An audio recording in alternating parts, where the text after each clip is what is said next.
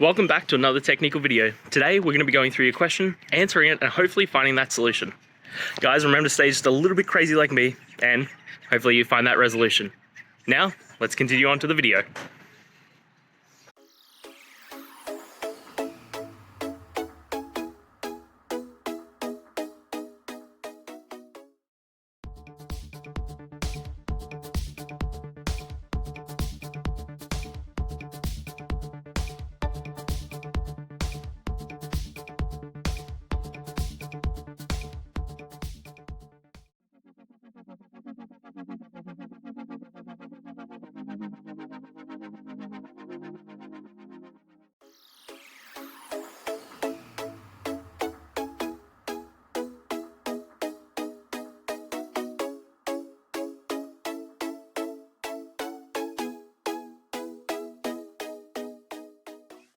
And that's it, guys. We've gone through, found the solutions, and hopefully answered your query.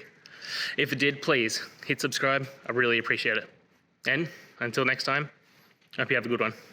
Cheers.